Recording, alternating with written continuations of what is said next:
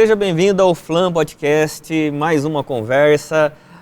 Vitor Fontana, tudo bom? Sempre um prazer, Fabio. Maravilha. Silas? Um prazer estar aqui com vocês.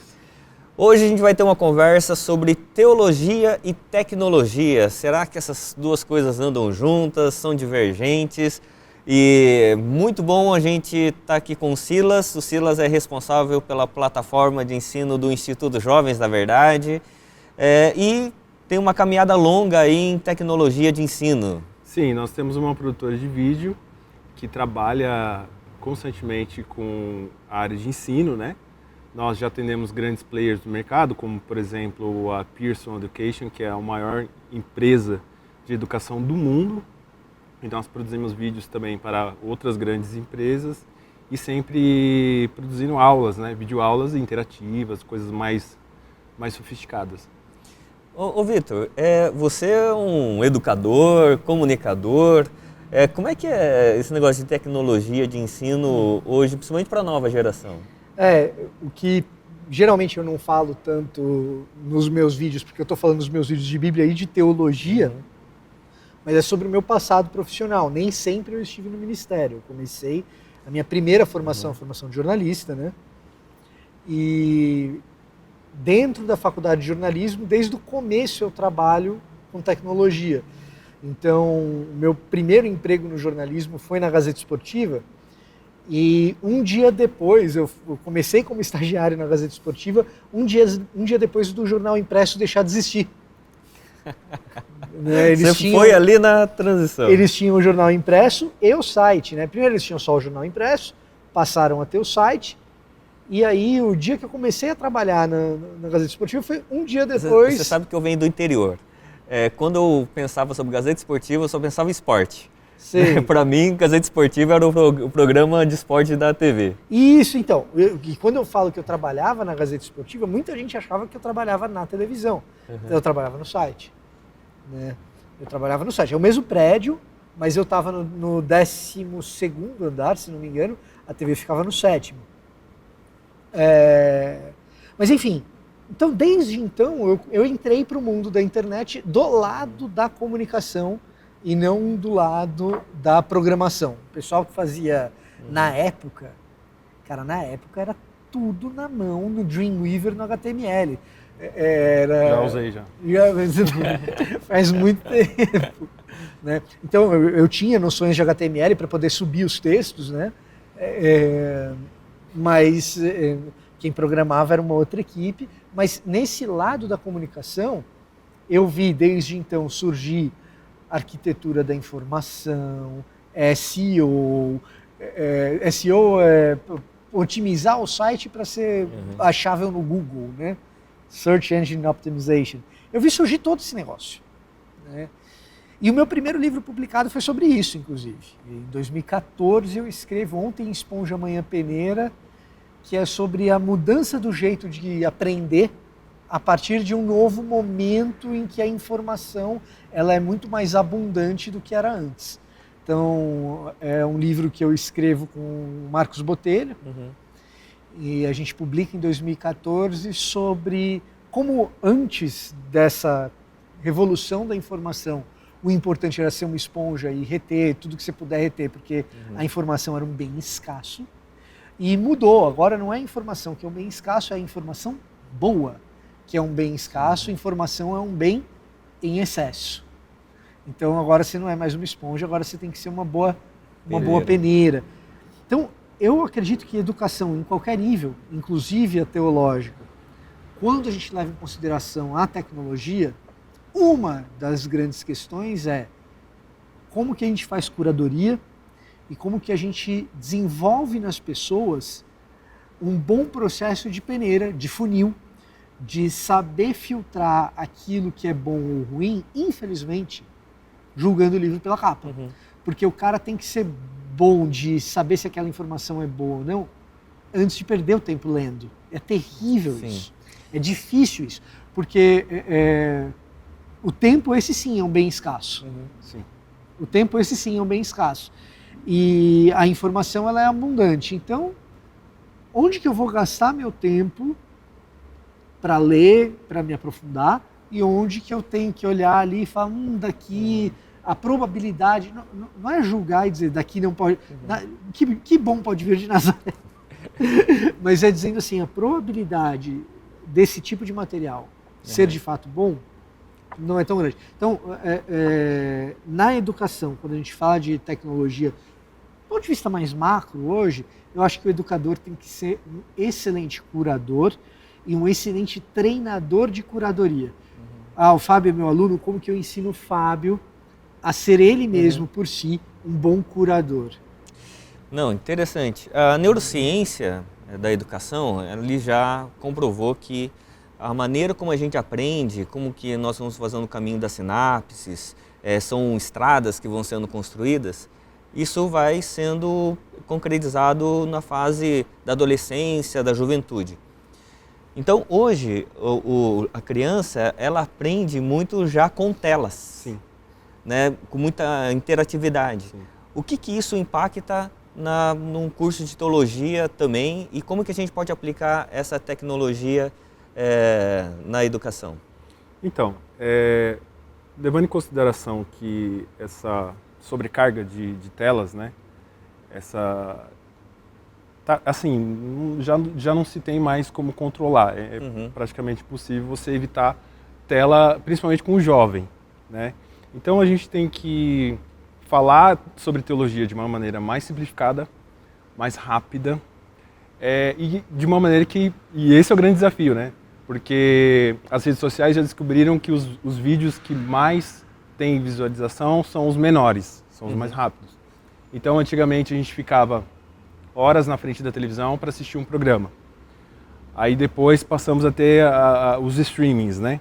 Então a gente seleciona, já não espera mais, eu gosto do programa X que começa às 8, então eu sento na televisão às 7 e fico esperando, já não existe mais isso. Aí a gente vem para uma segunda fase, que é do streaming. Aí a gente veio para uma terceira fase, que é das redes sociais. Então, antes um vídeo que se parava para assistir de 1 ou 2 minutos, agora já não é mais, já não consegue reter, tem o sobe para arrasta para cima. Então, e é infinito, né? E as redes como TikTok e Instagram te forçam a sempre querer um conteúdo em segundos. A média é de 15 segundos. Então, em 15 segundos tem que ter começo, meio e fim. Para fazer uma plataforma e ensinar teologia para jovens, a gente tem que se lembrar dessa regra. Tá. Então, a gente precisa falar, como eu gostei muito da sua aula, Vitor, que na sua aula você falou de uma maneira que prendeu a atenção o tempo todo. Que aula? A aula de teologia básica. Então, onde que o pessoal encontra essa aula de teologia básica? Tá virando marqueteiro. Que bom. Instituto JV. Instituto JV, você digita institutojv.com e você vai encontrar essa aula, já está disponível, já pode ser comprada. Já temos alunos que estão inscritos e já estão cursando esse... E foi boa, você estava falando. Sim, eu gostei muito, de verdade.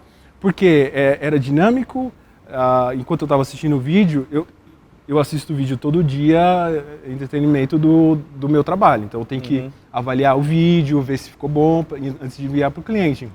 Então chega uma hora que você já assiste de uma forma assim que você não está tão ligado, não está tão atento. Perfeito. Mas eu senti esse gancho na sua aula, eu senti esse gancho que me segurou até o final. Tem uma coisa... Tem um livro, infelizmente ele não está traduzido em português, ele não é um livro cristão, é uma pesquisadora de Yale ou do MIT, agora me falhou, depois eu vou pesquisar, chamada Sherry Turkle, é de um dos dois, ou ela é de Yale ou do MIT, e o nome do livro é Reconquistando a Conversa. Ela é uma pesquisadora da área de tecnologia da informação e, em especial, da relação das pessoas entre si a partir dos devices. Então, ela pesquisava, muitos anos atrás, como a introdução dos programas de televisão afetavam os relacionamentos interpessoais da família. Quando troca da televisão para o computador, do laptop, do laptop para o mobile, ela vai mudando o foco de pesquisa dela. E ela vai percebendo alterações significativas. E ela consegue quantificar, é legal, ela é dessas pesquisadoras do lance da matemática, sabe? Aquela coisa bem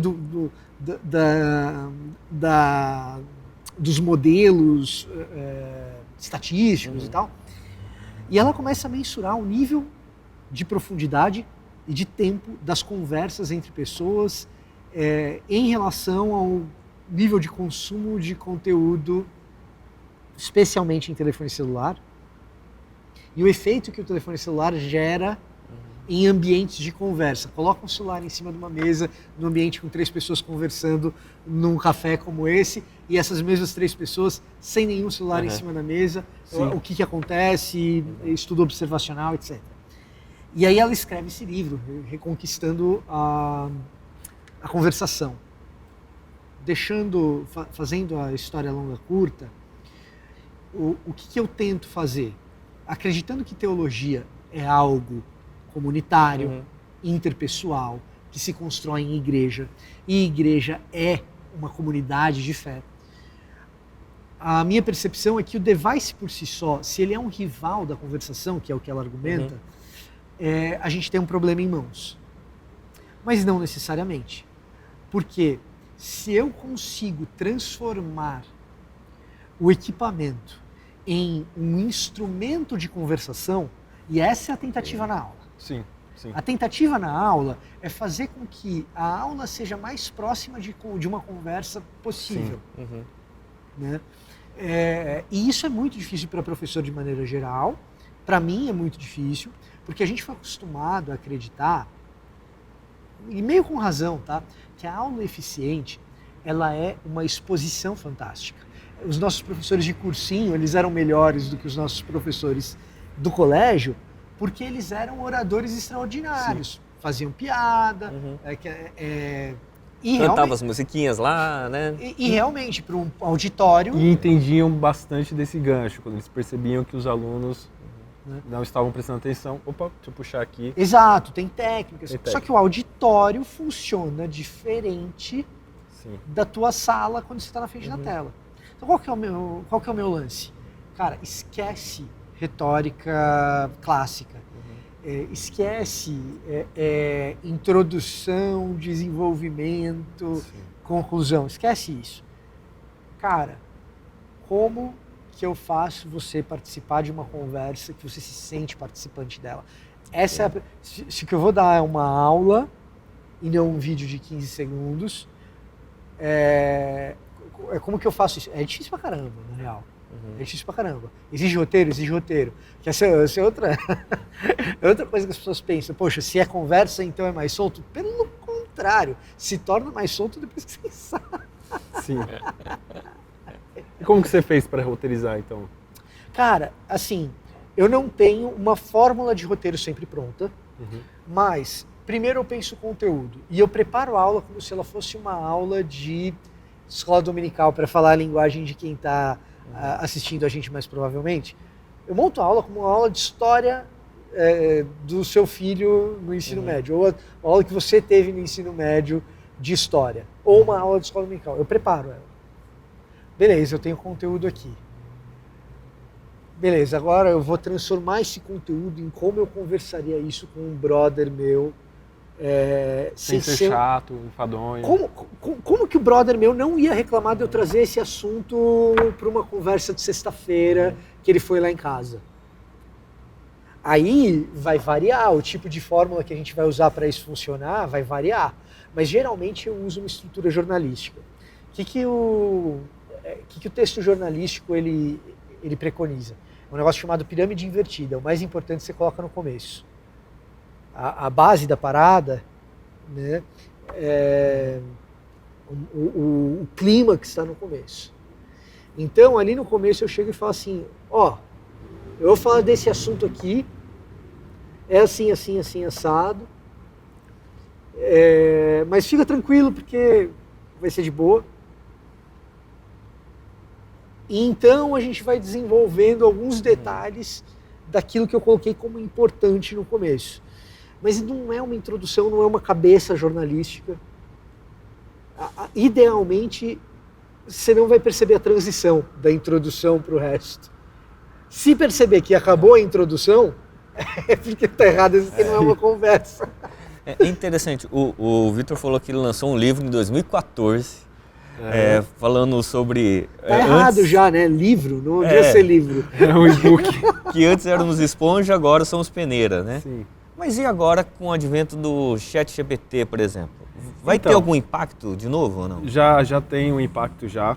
Eu sou um usuário, vamos dizer assim, do ChatGPT. Confesso, né? Confesso. Desse jeito eu sou um Eu usuário. sou usuário. Se o cara fizer um corte, velho. Por favor, não faça esse corte. Tô confessando aqui.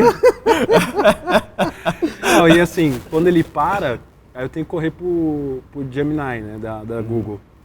Já virou um hábito, a gente usa como uma ferramenta de apoio dentro da produtora, né? Então, não é que as coisas serão feitas pela inteligência artificial, mas você estava falando de Dreamweaver e tal, eu estava construindo um site e encontrei um problema no site. Eu tinha que renomear 26 mil arquivos. Você imagina, eu abri um arquivo por vez e renomear. Então, fui no ChatGPT e falei assim, olha, cria um aplicativo que eu possa instalar dentro do meu site e ele vai, com um botão, ele vai renomear esses 26 mil arquivos. Claro, tentamos uma vez, não deu certo, tentamos a segunda, na terceira vez deu certo, eu instalei o aplicativo, apertei um botão e resolveu todo o problema. Então, não é que ela faz tudo sozinha, dependeu um pouco de mim, do pouco conhecimento que eu tinha de WordPress, para poder desenvolver essa ferramenta. Então, assim, eu acredito que as inteligências artificiais, elas têm um viés ideológico, elas têm, principalmente, eu já fiz alguns testes dentro da teologia, então você precisa saber dominar a ferramenta para que ela seja uma ferramenta útil para você. Eu tenho uma preocupação, as pessoas, principalmente os jovens, ficarem dependentes, né? Aí sim, a palavra usuário fica bem pesada. Elas ficarem dependentes das inteligências artificiais para tudo. Estava escutando esses dias uma mãe dizendo o seguinte, que ela desafiou o filho, falou assim, eu vou te dar um celular de $1.500 se você me falar o nome do presidente tal. E aí ele foi na letra W, porque era who, né? E aí é mais ou menos isso, a juventude, os adolescentes, a geração que nasceu depois de tudo isso, ela está muito acostumada a ir para o como fazer isso, como consigo isso, enquanto na verdade que eles precisam de conhecimento, e aí mais um pouco de merchan do Instituto JV, aí sim, eles tendo conhecimento, como você disse, de teologia, eles vão poder peneirar e usar isso durante suas pesquisas e as ferramentas então vão poder ser úteis. Um dos desafios que a gente tem, Fábio, é que nós estamos saindo de uma... É uma transição de uma cultura dos praquês, cultura pragmática dos... Para que isso? Você convive muito ainda com essa cultura dentro do teu contexto. Você vai fazer faculdade de música? Para que isso? Né? A gente está saindo de uma cultura dos praquês para uma cultura dos comos. Como isso? Como... Tem até palestrante famoso que só deixa perguntar se começar com como. Né? Tem um cara aí. Conheço. Né? Famoso. E a gente está fazendo essa transição. E a teologia é uma disciplina fundamentalmente dos porquês. Então, ela é uma disciplina que tem comos, ela tem praquês, mas ela é fundamentalmente uma disciplina dos porquês. E aí a gente tem um outro desafio, porque essa disciplina dos porquês, onde se encontra a teologia, onde se encontra a filosofia no seu aspecto mais ontológico, ela é demorada. Ela exige tempo, ela exige reflexão, ela exige você parar um pouco e ela exige contato pessoal. Então, o que acontece? A inteligência artificial, ela para mim, eu também sou um usuário pesado. Eu também sou, confesso. Do GPT-4. Nós estamos todos salvos. Eu também sou um usuário pesado do GPT-4. A inteligência artificial, ela pode funcionar, se você assim quiser, como uma espécie de companheiro virtual que testa as suas ideias, que te dá ideias novas a partir daquelas que você tem. Tem uma série de praquês que são bons, que são úteis. O Cariani, O Renato Cariani? o Renato Cariani, Cuidado que a gente está no território dele. Estamos no ele ABC, disse que ele lê pedaço alguns papers científicos a partir do ChatGPT. O ChatGPT ele tem uma capacidade de leitura de PDF razoavelmente boa, mas não substitui uma leitura técnica. O que eu quero dizer com isso? Vamos falar das humanidades e vamos falar especificamente de teologia, que é a minha área, tá? Se eu dou um paper para o GPT-4 ler e pedir para ele, a partir daquele paper, explicar algumas coisas, ele vai ser capaz de fazer isso. O problema é que o repertório dele, e o repertório dele é a respeito principalmente nas humanidades, que é o caso da teologia, sobre questões que são mais subjetivas, figuras de linguagem muito sofisticadas, como é o caso do texto bíblico e da produção teológica mais clássica. O repertório dele ainda não é, pode ser que venha a ser, tá? Mas ainda não é extraordinário, ainda não é fora de série, ainda não substitui uma cabeça técnica. Então o que acontece? Ele vai fazer uma leitura competente, mas ele vai te dar informações a partir daquele paper ali com os conceitos e as linguagens e as terminologias que aquele paper traz. Se você não conhece aqueles conceitos, aquelas terminologias, não adianta. A mesma coisa na área da saúde, que é o caso do Cariani.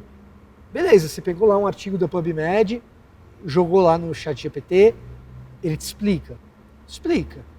Só que assim, cara, se você não tem uma noção básica do funcionamento fisiológico necessário para entender os processos que o ChatGPT está te detalhando, vai ficar difícil entender. Você pode ir pedindo para o ChatGPT explicar, você pode ir pedindo para o ChatGPT explicar cada um daqueles pormenores, mas quanto mais você pede para ele explicar, aumenta a chance dele alucinar, aumenta a chance dele se desviar daquela competência inicial que ele tinha, que você fala assim, nossa, é um baita de um leitor, já não é mais um leitor tão bom. Então tem esse problema. Dito isso... Só te cortando rapidinho, dizem que o 3.5 entra menos na alucinação do que o 4. Olha, é uma questão a ser vista. Né? Mas eu queria puxar o desafio que ele colocou, né? Sim. Porque o desafio está falando de ChatGPT, mas da tecnologia de ensino. Que a teologia em si, ela é uma reflexão, ela é reflexiva, você faz link entre a teologia, a filosofia, a sociologia, muitas vezes, no ambiente que você está. Como é que a gente, por meio da tecnologia, a gente pode auxiliar nos processos subjetivos de aprendizagem? Olha, primeiramente assim, a tecnologia ela vai te ajudar a alcançar as necessidades, né? Então, primeiro a gente tem que ver quais são as maiores dificuldades para que jovens aprendam teologia. E a partir daí, a gente buscar as soluções tecnológicas para cada uma dessas dificuldades. Então, vou dar um exemplo aqui, né? A questão do acesso à plataforma, você está lá dentro da plataforma, você está assistindo uma videoaula. Tudo bem. Agora, imagine se tem um aluno lá que ele tem dificuldade de manter a atenção na aula. Vamos supor que não seja a sua aula, tá? Seja uma outra aula. Pode ser a minha. Outra aula ali que é, sei lá, tem 40 minutos de duração e o aluno percebe que a maioria está se perdendo nos primeiros 15 minutos.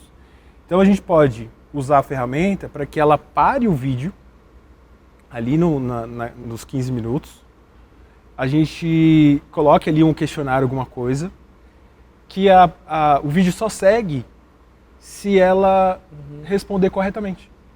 Então você já vai manter ali a atenção dela.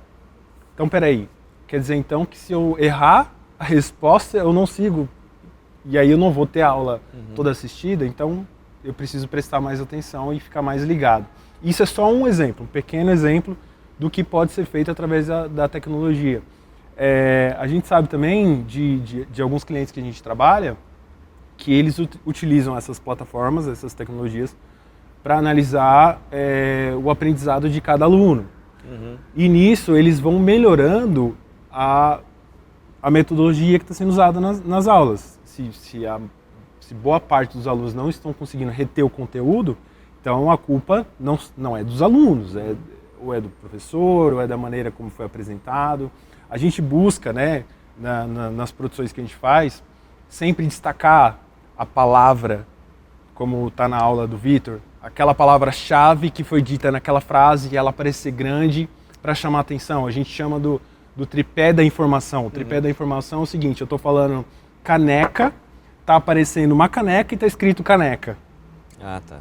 Então você fala caneca gritando na mente do aluno. Né? Não tem como ele pensar em outra coisa, não tem como ele pensar no elefante branco. Ele está pensando em caneca. E são algumas das ferramentas que a gente pode utilizar para modernizar o curso de teologia e fazer com que a mensagem que está sendo passada seja muito bem recebida e absorvida. Agora, eu imagino, Vitor, um professor, 30 anos de magistério, de docência, acostumado com aquele sistema tradicional, numa faculdade que é de teologia bastante reflexiva. Como é que ele pode trabalhar essa questão da nova educação a partir da sala de aula? Porque, por exemplo, no Instituto Jovens da Verdade tem toda uma plataforma para isso. Certo. Mas numa sala de aula com 50 alunos. Tá.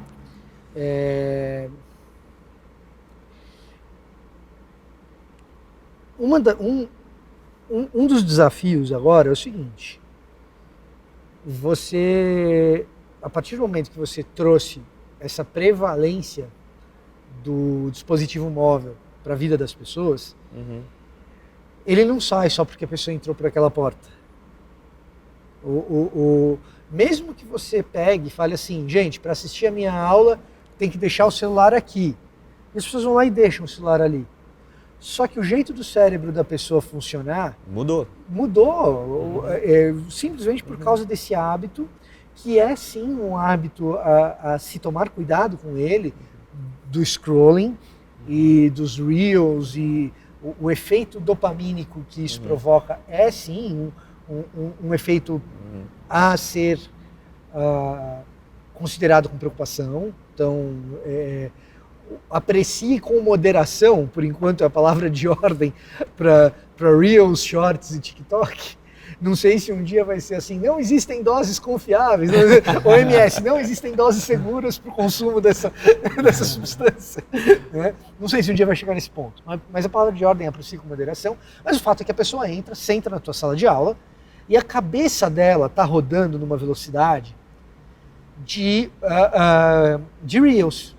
A cabeça dela está rodando, a minha está rodando nessa velocidade. Então, eu estou entrando em aulas e eu percebo um nível de comprometimento e atenção, engajamento com a sala de aula presencial, com a pregação.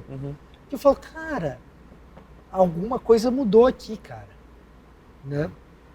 Então, o que acontece? Os puritanos pregavam 2 horas.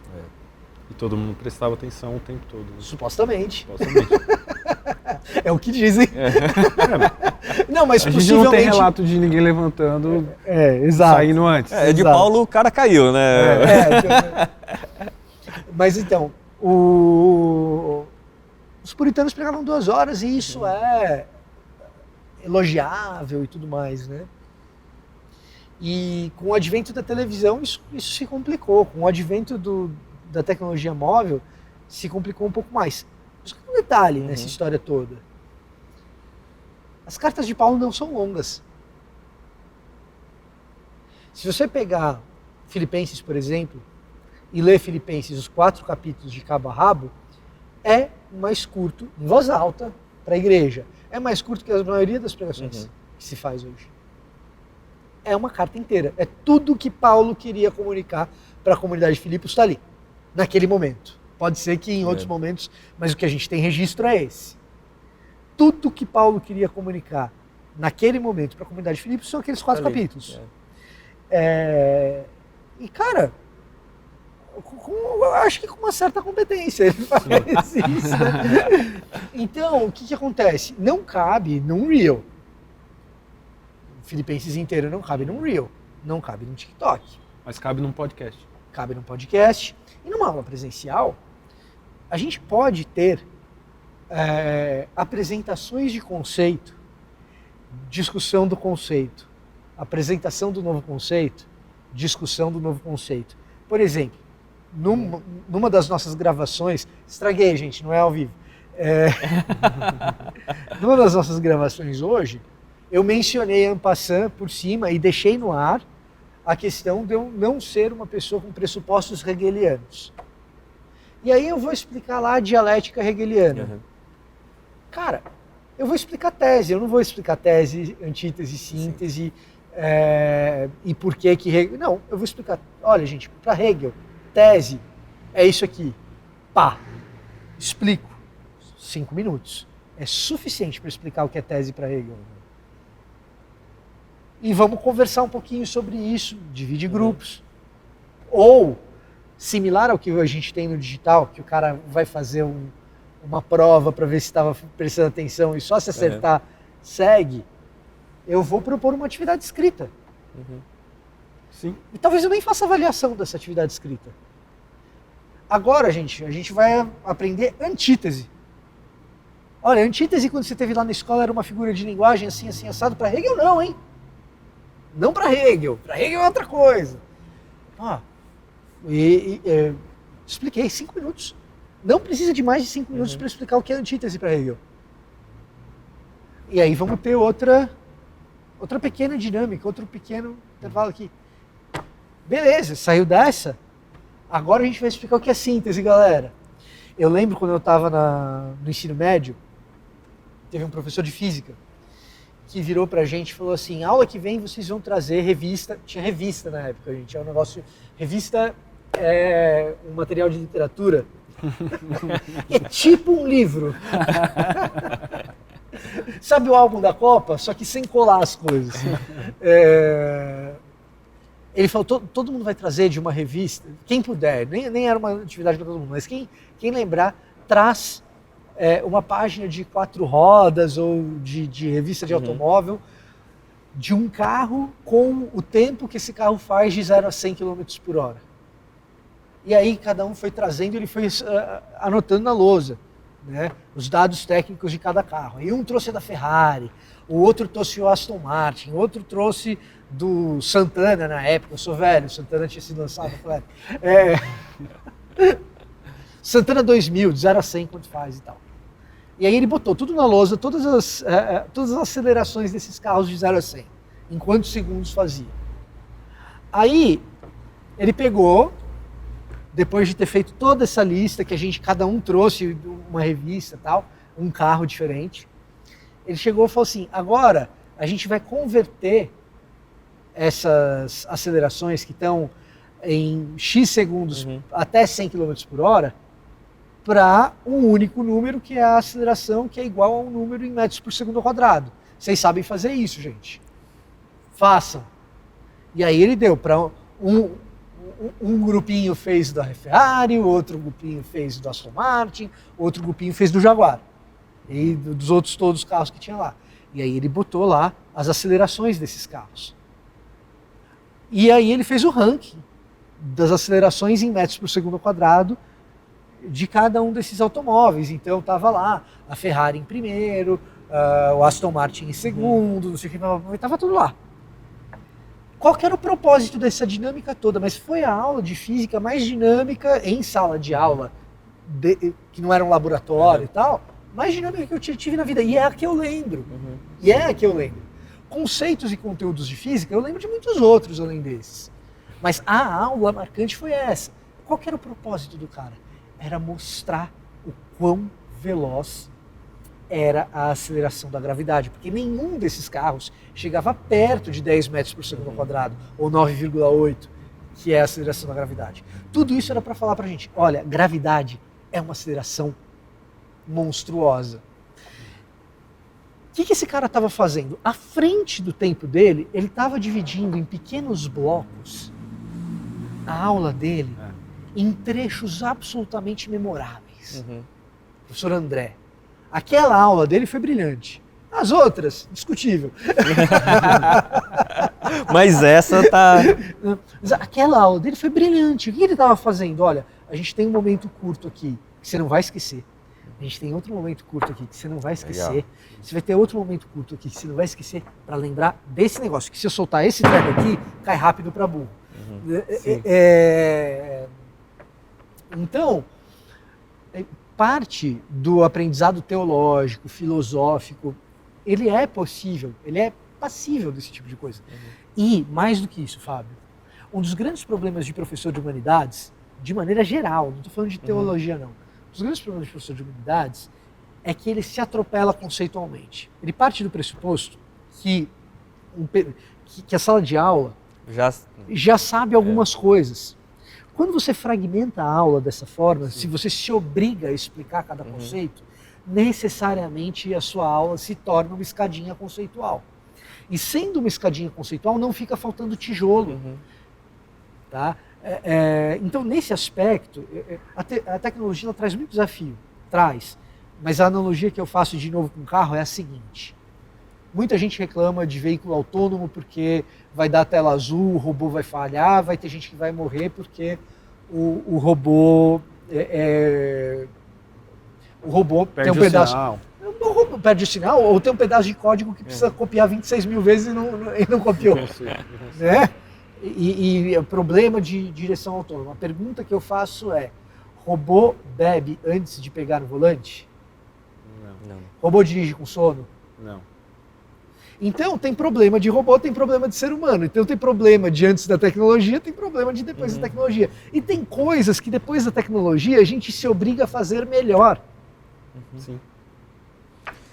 Não, e é muito bom trazer isso, porque quando a gente pensa em tecnologia de ensino, a gente pensa no aluno. Sim, claro. Como é que um professor hoje ele pode fazer uso, ele pode se aperfeiçoar na tecnologia de ensino?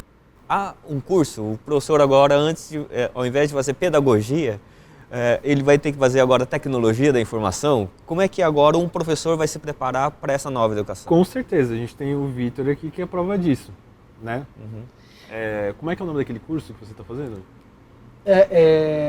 Eu tenho eu tenho um curso que eu ofereço no meu canal, que é como preparar um estudo bíblico. E ele é um curso que vai nessa direção. A gente, eu e o Silas, a gente aprendeu porque a gente viu as coisas nascendo e a gente foi se adaptando. Se você for começar agora tentando pegar tudo... É difícil. É difícil, cara. É antinatural. É antinatural. É antinatural. Agora, existem macetes, existem coisas, existem dicas práticas que são úteis. O que parece para mim útil, com muitas ressalvas, mas útil, é que o professor aprenda com o vendedor. O vendedor ele precisa realizar a venda. Se ele não realizar a venda, ele é demitido. E se o cara vende o próprio produto, ele fale. Então, a galera de técnica de vendas ela é ruim de teoria, eles não sabem direito por que aquilo funciona do jeito que funciona. Só sabe que funciona. Mas eles sabem que funciona, eles testam. Eles testam até a exaustão. E aí, você não precisa testar até a exaustão, você pega o modelo que o cara já fez. Tá? Então, ninguém está falando hoje de gatilhos mentais melhor do que a galera de vendas. O cara de neurociência, ele dá a teoria para a galera de vendas. E do ponto de vista técnico, ele vai informar melhor. Claro que vai. Agora, do ponto de vista de uso disso para comunicar, ninguém vai falar melhor de gatilho mental do que a galera de vendas. Eu acho que você estava falando do curso que eu estou fazendo do Ladeira. Isso, do Ladeira. Ah, eu achei que era o meu curso. Não. Curso do Ladeira. Agora que me caiu a ficha. sim. O que é esse curso do Ladeira? Leandro Ladeira, ou Ladeirinha, né? É um desses caras que eu vou adquirindo curso. Para quê? Para melhorar a minha comunicação. Eu não quero vender nada.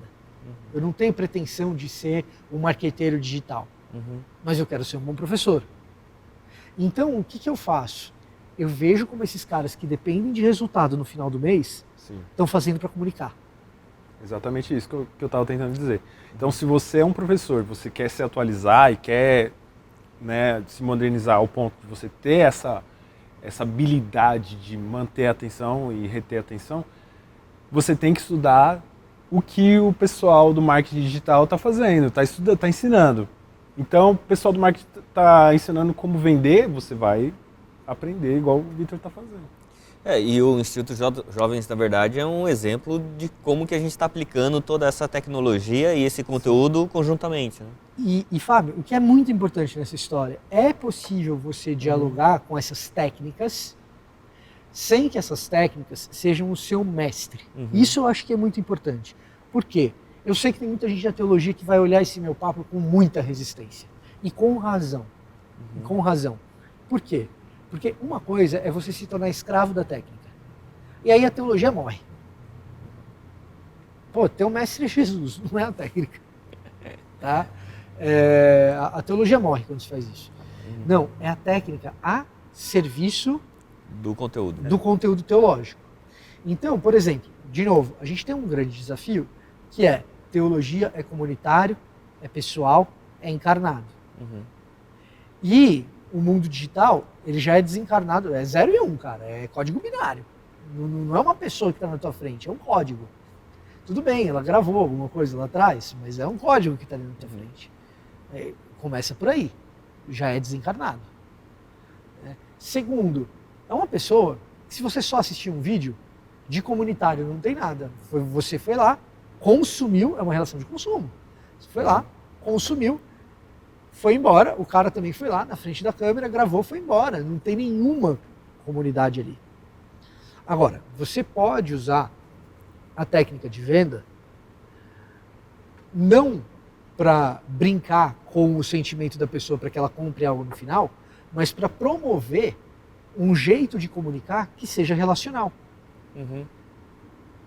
Para que a pessoa entre na minha história e a minha história passe a fazer parte da experiência pessoal dela. Tá? De novo, voltar nas epístolas paulinas. A epístola é uma carta, é um objeto físico, não tem uma pessoa aqui. Não tem uma pessoa até o momento que você se depara com a imanência do texto, ou a imanência de Paulo no texto, que é extremamente pessoal. Poucos documentos são mais pessoais do que Filemon, na história da literatura humana. Sem dúvida, sem dúvida. Então você pode produzir uma dinâmica comunitária a partir de uma epístola? Pode. Receba Onésimo como se fosse seu irmão. Lembre-se que você é meu devedor, e sendo meu devedor, olha a relação humana ali acontecendo. Receba Onésimo como se fosse seu irmão. É uma epístola, é uma carta, é um pedaço de papel. Tá? Uma epístola pode ser usada para produzir relação comunitária e ela pode ser lida numa dinâmica comunitária. Quando eu vou preparar a aula pode obedecer esse tipo de princípio. Da mesma maneira, quando a gente estrutura o programa educacional, isso também pode existir. Da mesma maneira que eu tenho uma provinha depois de uma aula para ver se o cara estava prestando atenção, eu posso ter uma atividade, e alguns programas funcionam dessa forma, que demande interação entre alunos. Sim. Tá? Uma ótima ideia aí, já vamos aplicar. Alguns programas funcionam assim. Poxa, você precisa ir lá no fórum, ver o que o fulano escreveu sobre isso, posta uma resposta. Depois que você postou a resposta, você está autorizado a avançar para o outro. Você pode fazer isso no conteúdo, você pode fazer isso na forma. Você pode promover um senso comunitário que antes era impossível. Quer ver um exemplo disso, Ito? Eu tenho uma faculdade que funciona em São Paulo, absolutamente urbana, para um tipo de pessoa específica. Presencial, o cara vai lá e só tem intercâmbio com gente parecida com ele. Não, abrimos para o online e agora você tem interação social dentro do online e de repente esse cara se vê interagindo com uma pessoa de ambiente rural, do Mato Grosso do Sul, que tem outra vivência, outra história. Pô, para o ensino teológico, essa pluralidade ela é importante. Uma coisa que eu acabei de lembrar aqui, eu estava na 6ª, 7ª série, por aí, e eu perguntei para a professora, eu sempre gostei de mexer com vídeo, né? Desde os 18 anos de idade que eu trabalho com vídeo. Eu perguntei para a professora, a gente pode fazer o trabalho em grupo, em formato de um programa de televisão? E ela falou assim, claro, pode fazer. E a gente fez, só que ela falou, só que não é justo os outros entregarem escrito. Então, que a sala toda faça. E dividiu em vários grupos e cada grupo fez um programa de televisão explicando o assunto que era para ser feito no trabalho, no papel. E aí eu percebi, eu falei, todo mundo veio me agradecer.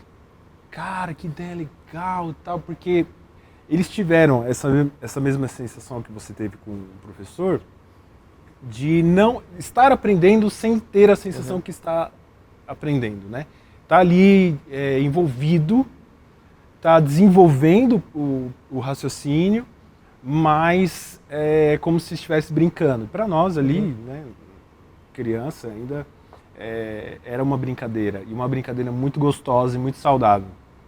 Então, assim, se a gente procurar trazer essa mesma ideia, né, dentro dos cursos, onde a gente pode também colocar os alunos para, sei lá, criar um projeto para finalizar o curso e que esse projeto tenha uma interação dessa maneira. Porque quando você vai gravar um vídeo, por exemplo, você vai ter uma interação muito grande, porque dá trabalho. Você tem que pensar no roteiro, você tem que pensar no como você vai falar, como você vai se vestir, e ali você acaba gerando também essa conexão. Eu acho interessante, e a gente já partindo para o final, porque um dos conteúdos futuros que o Instituto do JV está formando é a clínica de pregação. Perfeito. Que não é só na tela com o movimento, mas é também essa questão relacional. Como é que vai funcionar e como é que isso vai formar pregadores que vão comunicar de forma mais eficiente? Legal. Esse é o nosso maior desafio dentro do Instituto JV como projeto. Desde que a gente começou a pensar o Instituto, para mim, essa é a cereja do bolo, mas é também a parte mais difícil de tirar do papel, né? Mas qual que é a ideia? A ideia é que você que já prega ou que quer pregar, possua um ambiente no qual a sua pregação seja testada, distante de olhares de juízo. A tua ordenação não vai depender da nota que você vai tirar na clínica, o julgamento das pessoas que vão estar... Você não vai ter o julgamento das pessoas que estão olhando você. Você vai ter o quê? Você vai ter o retorno de professores que estão comprometidos em melhorar a tua comunicação e a tua exposição do texto. Tá? Então, o que é muito difícil num seminário de acontecer? É você ter aulas de homilética em que todo mundo pregue várias vezes, em primeiro lugar. Você consegue pregar um sermão de prova. E o sermão é de prova. Sim. Já é um problema, já é errado. Né? Depois você tem um sermão de prova para ser ordenado, dependendo da denominação que você está. E você vai lá tremendo de medo, porque daquele dia depende a tua ordenação. E o que a gente quer é proporcionar um ambiente diferente, um ambiente que você vai poder pregar várias vezes e você vai receber retorno dessa sua pregação várias vezes, inclusive monitorando os problemas identificados na primeira para ver se na segunda apareceram de novo. Sim. Na terceira, se apareceram outra vez. Exato. E sugerindo correções, sugerindo novas maneiras de abordar determinados assuntos. Tanto no âmbito da abordagem e exposição do texto que você escolheu para pregar, quanto no âmbito da desenvoltura, da comunicação, do jeito de comunicar. Como que você faz isso? Isso é o tipo de coisa que só a tecnologia permite. Numa sala de aula física é impossível. Exato. Por quê? Você tem 20 alunos, você vai ter que ouvir 20 pregações. Sim. Não tem tempo. Tempo é um recurso escasso. Agora, se você gravar a sua pregação e enviar essa gravação num programa de transferência e um corpo qualificado puder assistir essa sua pregação no horário de conveniência desse corpo qualificado, para poder fazer as anotações e te entregar de volta, aí a gente está falando de uma clínica, de um workshop.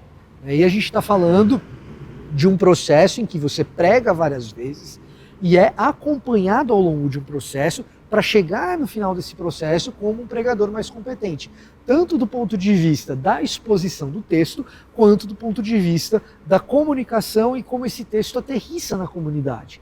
Então, aquelas técnicas de pregação que você vê de repente no livro, você vai ter a oportunidade de aplicar. Sim. E a pessoa vai poder avaliar e se deparar com as avaliações sem um peso crítico. Olha, eu estou criticando a sua pregação porque a gente combinou desde o começo que era isso que a gente vinha aqui fazer, né? Exatamente. Criticar para melhorar. Você está me pagando para isso. Você está me pagando para isso. É a experiência, Fábio, de uma boa banca examinadora de universidade. Seja no âmbito da graduação ou da pós-graduação, existem boas e más bancas. Então você apresenta o seu TCC, você apresenta a sua dissertação de mestrado, você apresenta a sua tese de doutorado, a boa banca é aquela que, ao ler o seu trabalho, ela diz, o meu trabalho agora é perguntar para você por que você fez isso e não aquilo, e a partir da sua resposta dizer para você, dá para melhorar fazendo aquilo outro. Está todo mundo combinado e o trabalho do examinador de banca é melhorar o seu trabalho. Uma má banca vai dizer, tá ruim, não presta, não usou o meu referencial, se eu quis usar o do outro, essa é uma má banca. Não, é a maioria. E essa questão da clínica que está sendo desenvolvida, eu lembro quando era pastor na Zona Leste, eu cheguei e a gente estava no processo de revitalização da educação. E a gente queria melhorar a nossa equipe de professores e aí a gente contratou uma equipe de comunicação da Unicamp para vir avaliar a gente. E foi uma experiência incrível, porque eram pessoas fora da igreja, que não tinham relação conosco. E todos os professores tinham que dar uma aula ou uma pregação e enviavam o conteúdo e eles davam o retorno lá com as avaliações. A gente fazia de novo, mandava de novo, 3 vezes. Cara, e foi incrível, assim, mudou a nossa EBD, né, e legal. Com a avaliação deles. É mais ou menos isso que a gente quer fazer, né, mas agora usando o aporte da tecnologia, né? Sim, e vale lembrar que o Instituto JV, ele oferece cursos livres, né, são cursos direcionados a um tema. Então, assim como tem a clínica, a gente vai estar sempre na busca de temas que possam ser muito úteis para a área ministerial e ajudar muitas igrejas, né, através disso. Uma faculdade, ela toma tempo, 3, 4 anos, às vezes 5, e isso às vezes se torna um impeditivo para a pessoa se matricular e fazer uma faculdade. Ou então a pessoa já tem uma faculdade, ela só precisa entender mais sobre um determinado assunto. Então eu acredito muito no Instituto, ele vai ajudar muito nessa área. A gente já tem uma enxurrada de cursos em outras áreas, né, que não tem nada a ver com teologia, que as pessoas já têm o hábito de consumir. E o nosso objetivo é que quando a pessoa entre no Instituto, ela acabou de assistir um curso, sei lá, de marketing digital, quando ela entra no Instituto, que ela não veja a diferença, que ela veja uma melhoria. Poxa, cara, o site do Instituto, a maneira como foi ensinada a aula, está num nível muito superior ao do outro curso que eu acabei de comprar. Esse, pelo menos, é o que eu acredito que vai ser o Instituto JV. Não, e é exatamente isso. Por isso, muito obrigado, Vitor, né? Mais um Flam Podcast, né? Agora a gente vai gravar aí vários, vamos ver se a gente consegue lançar semanalmente, né, os nossos conteúdos. É muito bom, uma palavra final aí de esperança para quem está envolto nesse mundo caótico, cheio de informação. Como é que eles possam apurar e ficar somente com a boa informação? Isso é super difícil, né? Mas quanto mais repertório a gente tem, melhor curador a gente se torna. Então não tem escapatória a não ser formar repertório. Repertório vem com experiência, repertório vem com tempo, repertório vem com dedicação, disciplina, né?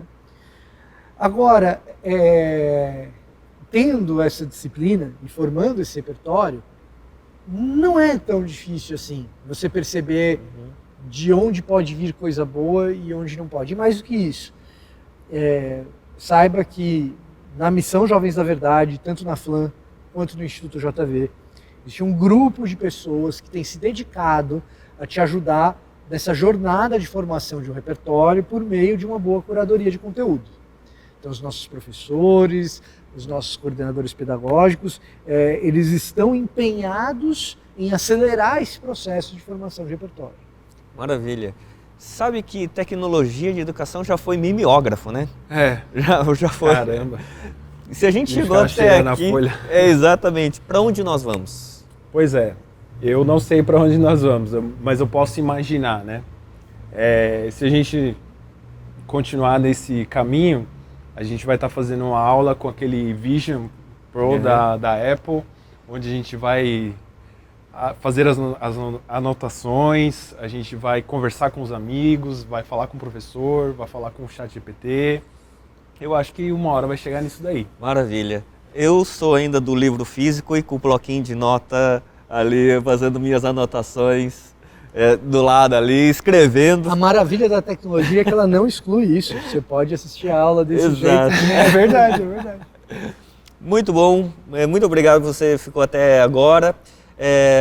Voltamos no próximo Flam Podcast.